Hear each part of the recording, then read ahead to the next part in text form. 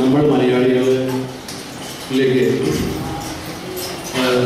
അതിൻ്റെ സമകാലിക പ്രസക്തി എന്താണ്? ലോകത്തിൽ ഒരുപാട് ഭാഷകൾ ഓരോ വർഷം കഴിയുന്നതോറും നാമാവശേഷമായി കൊണ്ടിരിക്കുന്ന സാഹചര്യത്തിൽ നമ്മുടെ മാതൃഭാഷയായ മലയാളത്തിൻ്റെ സമകാലീന പ്രസക്തി, അതേക്കുറിച്ച് നമ്മളെ വളർന്നുകൊണ്ടിരിക്കുന്ന കേരളത്തിലെ പ്രവാസികളായ നമ്മൾ ബോധവൽക്കരിക്കുന്നതിനെ കുറിച്ച് വേണ്ടിയിട്ട് തുടക്കമായിട്ട് 20ഓളം സ്ഥലങ്ങളിൽ ആണ് ഇത് നടത്താൻ ഉദ്ദേശിക്കുന്നത്. അതിൻ്റെ ഉദ്ഘാടനം എന്ന നിലയ്ക്ക് നമ്മുടെ തട്ടകമായിട്ടുള്ള കല്യാണിൽ തുടക്കം കുറിച്ചുകൊണ്ടിരിക്കുന്ന ഈ വേദിയിലേക്ക് നിങ്ങളെ എല്ലാവരെയും ഞാൻ സ്വാഗതം ചെയ്യുന്നു. ഇതിൻ്റെ അധ്യക്ഷൻ ശ്രീ ശശിധരൻ നായരാണ്. അദ്ദേഹം മലയാളം ഫൗണ്ടേഷൻ്റെ കൂടി അധ്യക്ഷനാണ്. അദ്ദേഹത്തെ ഞാൻ വേദിയിലേക്ക് സ്വാഗതം ചെയ്യും. മലയാളം ഫൗണ്ടേഷൻ്റെ ഒരു വർഷം നീണ്ടു നിൽക്കുന്ന ഭാഷാവർഷത്തിൻ്റെ ഉദ്ഘാടനം ഇന്നിവിടെ നടക്കുകയാണ്. മലയാള ഭാഷയുടെ സമകാലിക പ്രസക്തി എന്ന വിഷയത്തിൽ ഒരു വർഷം നീണ്ടു നിൽക്കുന്ന 20 സെമിനാറുകൾ സംഘടിപ്പിക്കാനാണ് നമ്മൾ പരിപാടിയിലിരിക്കുന്നത്. അതിൻ്റെ ആദ്യപടിയായിട്ടാണ് കല്യാൺ ഈസ്റ്റിൽ ഇന്നിവിടെ നമ്മൾ ഈ സെമിനാർ സംഘടിപ്പിച്ചിട്ടുള്ളത്. വളരെ ഗൗരവമുള്ള ഒരു വിഷയം ഗൗരവമുള്ള രീതിയിൽ തന്നെ ചർച്ച ചെയ്യപ്പെടണമെന്നാണ് മലയാള ഫൗണ്ടേഷൻ ആഗ്രഹിക്കുന്നത്. അതുകൊണ്ട് 1 മണിക്കൂർ നീണ്ടു നിൽക്കുന്ന മുഖ്യപ്രഭാഷണവും അതിനുശേഷം പാനൽ ചർച്ചയിൽ ഉണ്ടായിരിക്കുന്നതാണ്. അതിനുശേഷം മറ്റ് പല ഭാഷാപരമായ കാര്യങ്ങൾക്ക് കൊച്ചുകുട്ടികൾക്കുള്ള ഏറ്റെടുത്ത് മലയാളപ്പെടുത്ത മലനാട്ടിലെ മലയാളത്തിലുള്ള ഒരു പ്രസംഗ മത്സരം കൂടി നമ്മളിവിടെ സംഘടിപ്പിക്കുന്നുണ്ട്. മറ്റു വേദികളിൽ കവിയരങ്ങ്, കഥയരങ്ങ് അങ്ങനെ പലതും ഉണ്ടായിരിക്കുന്നതാണ്. കൂടുതൽ ഞാൻ പിന്നീട് സംസാരിക്കാം. ഇപ്പോൾ നമ്മൾ ഉദ്ദേശിച്ചത് കുറച്ച് മലയാള ഭാഷയുടെ അപദാനങ്ങളെ കീർത്തിപ്പെടുത്തിയിട്ടുള്ള ഒരു കാലഘട്ടത്തിൽ മലയാള ഭാഷയെ കുറിച്ചുള്ള ഉദ്ഘാടനങ്ങൾ കാത്തുസൂക്ഷിക്കുന്ന ഒരു കാലഘട്ടത്തിലൂടെ നമുക്ക് കടന്നു അല്ലെ? ശ്രീകുമാരുടെ മലയാളത്തെ കേരളത്തിലുടനീളം കേരളത്തിന് പുറത്തും പാടി നടക്കുന്ന ഒരു കാലം മലയാള ഭാഷ വിട്ടുപോകുന്ന കേരള ഭാഷയെ ചോദിക്കുന്ന ഓരോ കവികളും എഴുന്നേറ്റുകൊണ്ട് എൻ്റെ ഭാഷയിൽ നിന്ന് വിട്ടുപോ ചുറ്റുപോയ കേരള ഭാഷയെ ചോദിക്കുന്ന ഒരു കാലഘട്ടത്തിലൂടെ നമ്മൾ കടന്നുപോകും. ഈ 2 വിധങ്ങളുടെ ഒരു ദൂരം സഞ്ചരിക്കാനുള്ള ശ്രമമാണ് നമ്മൾ ആദ്യം മലയാള ഭാഷയുടെ അവതാരങ്ങൾ പാടിക്കൊണ്ടിരുന്ന ഒരു കാലഘട്ടത്തിൽ നിന്ന് മലയാള ഭാഷ നശിക്കുന്നു, മലയാള ഭാഷയ്ക്ക് എന്തോ ഒരു അപകട ഭീഷണി സംഭവിച്ചിരിക്കുന്നു എന്ന് ഉള്ള ഒരു ജില്ലയുടെ 2 കാലഘട്ടത്തിന്റെ ഇടയിലുള്ള ഒരു കാലത്തെയാണ്.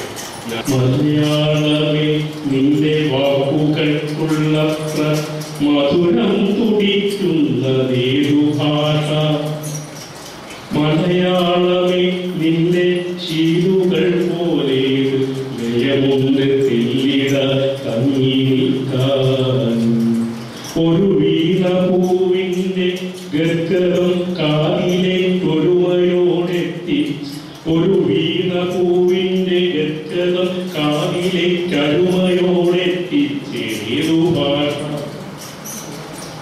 ഒരു വിട്ടുവാട കൈ അരിവോടെ നിർത്തിയ കവിവരൻ ചൊല്ലിയതേതു ഭാഷ, മലയാള ശീലുകൾ പോലെ ലയമുണ്ട് തെല്ലിട തങ്ങി നിൽക്കാൻ, മലയാളമേ നിന്റെ വാക്കുകൾക്കുള്ള മധുരം തുടിക്കുന്നതേതു ഭാഷ.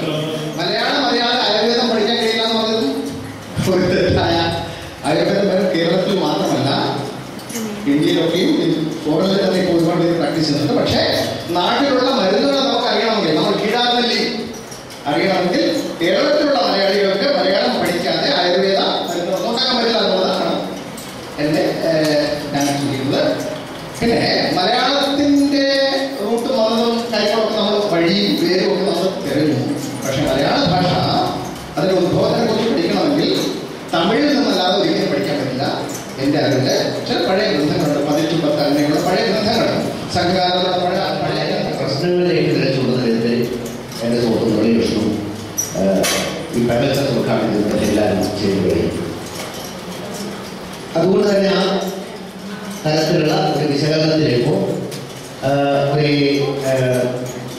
മൂല്യമാപനത്തിലേക്കോ കടക്കാൻ ഞാൻ ഉദ്ദേശിക്കുന്നില്ല. പക്ഷെ എനിക്ക് ഞാൻ എന്നെ തന്നെ ഭാഷാപരമായിട്ട് സംശയിക്കുന്ന പല സംശയങ്ങളും ഞാൻ സമ്മതിക്കുന്ന ആൾക്കാരുടെ മുന്നിലേക്ക് എടുക്കാറുണ്ട്. ഞാൻ ആദ്യം ചോദിക്കുന്നത് എന്താണ് ഭാഷ? അങ്ങനെയൊന്നുണ്ടോ? ഭാഷ എന്നൊന്നുണ്ടോ എന്നുള്ളത് എൻ്റെ ആദ്യത്തെ സംശയം. മടങ്ങി പോവുക എന്നുള്ളത് മലയാളത്തിലൊരു ഭാഷയാണ്. എന്തായാലും അർത്ഥം മടങ്ങുക എന്നുള്ള അർത്ഥം മടങ്ങി പോകുക എന്നുള്ള അർത്ഥം നിങ്ങൾ ആലോചിക്കുക എന്തായിരുന്നു? തിരിച്ചുവിടുക. ലോകത്തിലെ പ്രഭാഷകന്റെ അവസാന കവിതാ വരികളാണ് ഒരു ചെറിയ വിയോജനക്കുറിപ്പുമായി ഞാൻ അദ്ദേഹം പറയുന്നു, മധുരതരമായി മലയാളമല്ലാതെ മറ്റേത് ഭാഷയുണ്ട് എന്നാണ് അദ്ദേഹം ചോദിച്ചത്. അത് മലയാളിയെ സംബന്ധിച്ചിടത്തോളം ശരിയാണ്. ഏതൊരു മനുഷ്യനും ഏറ്റവും പ്രിയപ്പെട്ടതായി 3 കാര്യങ്ങളുണ്ട്: ജന്മദേശം, മാതാവ്, മാതൃഭാഷ. അത് ഓരോരുത്തർക്കും അവരവരുടേതാണ് ഏറ്റവും സുന്ദരം. ഒരു ബംഗാളി സംസാരിക്കുന്നതോ പ്രസംഗിക്കുന്നതോ കേട്ടാൽ മലയാളി ചോദിക്കും, ഇതൊരു ഭാഷയാണോ? കാരണം ഹിന്ദിയിലെ ഹേ ആകുന്നു എന്ന അർത്ഥത്തിൽ ഉച്ചരിക്കുന്ന പദത്തിന് ബംഗാളി എന്നാണ് പറയുക. ബിന്ദു ജയനോട് എത്തിയപ്പോൾ ഞാൻ അറിഞ്ഞിരുന്നില്ല. അറിഞ്ഞിരുന്നെങ്കിൽ ചർച്ചകൾ ഉദ്ഘാടനത്തിന് ശേഷം തന്നെ അവരെ വേദിയിലേക്ക് വിളിക്കുമായിരുന്നു. അവരെ ചർച്ചയിൽ പങ്കെടുക്കാനായിട്ട് ക്ഷണിക്കുന്നു. വേദിയിലിരിക്കുന്ന എല്ലാ സുഹൃത്തുക്കളും, ഇവിടെ മുരളി കൃഷ്ണൻ സാറ് ആദ്യമായി, അതായത് മലയാള ഭാഷയുടെ ഉത്ഭവത്തെ കുറിച്ച് ഒരു ബ്രീഫ് ഹിസ്റ്ററി നിങ്ങൾക്ക് എല്ലാവർക്കും തന്നിരുന്നു. അതായത് തമിഴിൽ നിന്നാണ് മലയാള ഭാഷ ഉടലെടുത്തത്, സംസ്കൃതത്തിൽ നിന്നാണ് മലയാള ഭാഷ ഉടലെടുത്തത് എന്നൊക്കെ പറഞ്ഞു. നാട്ടിൽ ഒരുപാട് മലയാളത്തിൽ അതീവ ഗണ്യരായിട്ടുള്ള പണ്ഡിതന്മാർ ഇതിനെക്കുറിച്ച് ഒരുപാട് ചർച്ചകൾ ചെയ്ത് അത് എന്നിട്ടും അറ്റത്തെത്താതെ നിൽക്കുന്ന ഒരു ഘടകമാണത്. അതായത് നമ്മളിപ്പോ ഒരു മലയാള ഭാഷയെ കുറിച്ച് അത് ഒരുപാട് ചർച്ച ചെയ്യാൻ പോയാൽ നമുക്ക് ഇങ്ങനെ ഒരു വേദി പോരാണ്. അതായത് മലയാള നിഘണ്ടുവിലുള്ള ഓരോ പദങ്ങൾ എടുത്താലും ഇപ്പോ ശ്രീ വേലായുധൻ സാർ പറഞ്ഞു, ശാസ്ത്ര പരിഷത്തുകാര് അവരുടേതായ നിഘണ്ടുണ്ടാക്കി. കാരണം ശാസ്ത്ര പരിഷത്തുകാര് ബ്രിട്ടീഷുകാരിൽ നിന്ന് ഭരിച്ച്, അതായത് സായിപ്പ് വന്നു ഭരിച്ചിട്ട് ഇത്ര കാലത്തിനിടയായി ഭാഷയാകുമ്പോൾ പുസ്തകപ്രകാശം സംഘടിപ്പിച്ച ഇതിൻ്റെ സംഘാടനത്തിൽ അത് നന്ദി പറയട്ടെ. ഇതുപോലെ ഭാഷയെ പ്രവർത്തിക്കുകയും പുസ്തകപ്രകാശം നടത്തി വേദി കൊടുത്ത സംഘാടനത്തിൽ നന്ദിയോടൊപ്പം തന്നെ പല എഴുതാനുമുണ്ട്, പല സ്ഥലത്തുമുണ്ട്. പക്ഷേ അവർക്കൊന്നും വേണ്ടത്ര കേരളത്തെ കൊണ്ട് പേരിലേക്ക് വരുന്നില്ല. കാരണം എന്താ, കേരളത്തിലെ ആൾക്കാർ പറയും ഗോപകളെ എഴുതാതെ കാമില്ല, അനുഭവിക്കാനുമില്ല, അവർക്ക് പരിചയമില്ല, അവർക്ക് ആ സ്ഥലത്ത് വായനയില്ല. ഗോപകാർക്ക് ഉണ്ടോ അത് കേരളത്തിലുള്ളൊരു ചർച്ച ചെയ്യേണ്ട വിഷയമാണ്. അത് ബഹുമാനപ്പെട്ട ശശി അവരുടെ അത് വലിയൊരു ചർച്ച വയ്ക്കുന്ന ഒരു കാര്യമാണ്. മലയാള ഭാഷ എവിടെയാണ് നടത്തുന്നതും കാമ്പുകൾ എവിടെയാണെന്നോ അതിനൊരു ചർച്ച വെച്ച് കഴിഞ്ഞാൽ മലയാള ഭാഷ എപ്പോഴും പുണ്യമായിരിക്കും.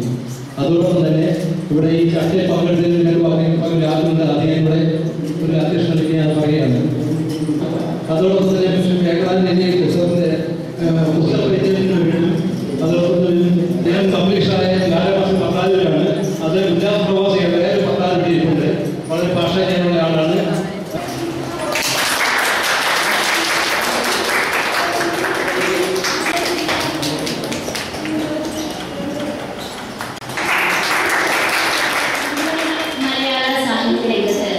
സ്വന്തം വ്യക്തിമുദ്ര പതിപ്പിച്ച എഴുത്തുകാരനാണ്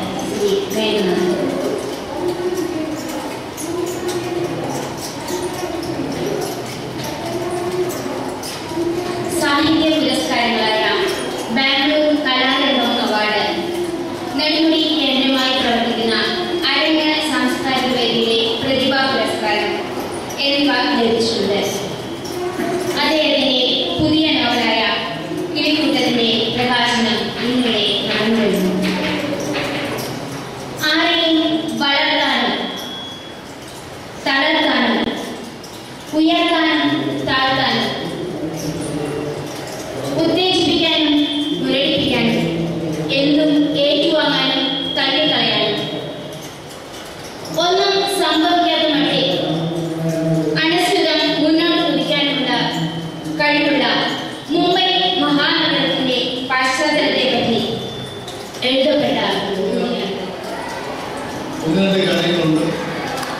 അതിൽ ഏറ്റവും പ്രധാനമായിട്ടുള്ളത് അടുത്ത കാലത്തൊന്നും ഞാൻ ബോംബെയിലെ സാംസ്കാരിക ചടങ്ങുകളിൽ പങ്കെടുക്കാറുണ്ട്.